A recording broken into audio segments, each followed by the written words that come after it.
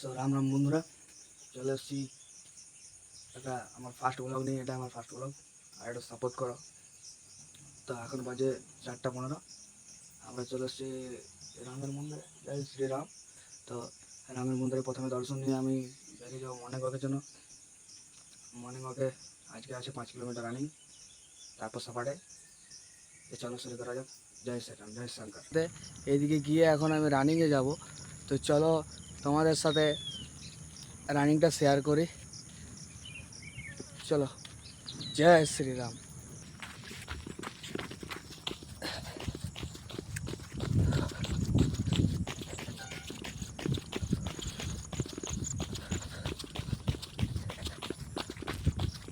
Road পুরো ফাঁকা আছে।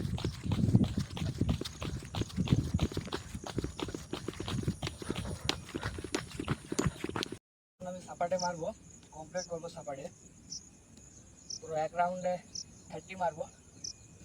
চলো তোমাদের সাথে শেয়ার করা যায়। জয় শ্রীরাম।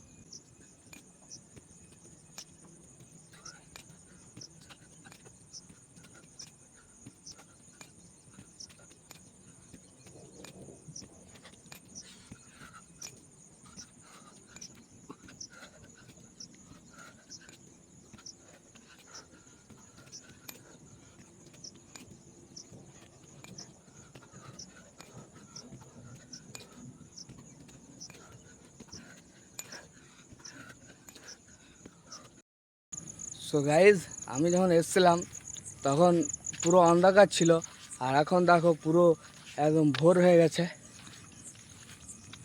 দেখো তোমাদের সাথে ভিউটা দেখায়।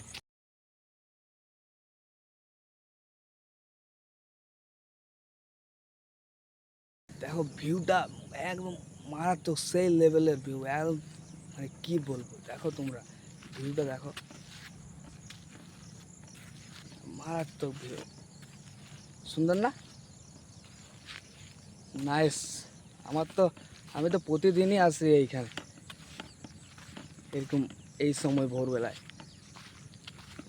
চলো নেক্সটে আবার কালকে তোমাদের সাথে এখানে দেখা হবে, এটা হবে। রাম রাম। এই যে প্রদীপকা আমার ডিউটি পার্টনার ছিল এক সময়, এখন হয়তো আমি ডিউটি ছেড়ে দিয়েছি পড়াশোনার জন্য। কাকা এখন ডিউটি করছে।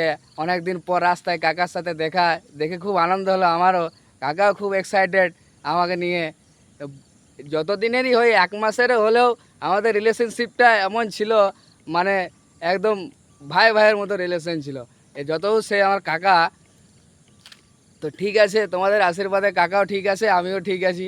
নেক্সট আবার তোমাদের সাথে দেখা হবে। রাম রাম। তো রাম রাম বন্ধুরা, আজকের ওয়ার্কআউট এইখানে শেষ। কাল আবার নেক্সট ভিডিওতে তোমাদের সাথে দেখা হবে।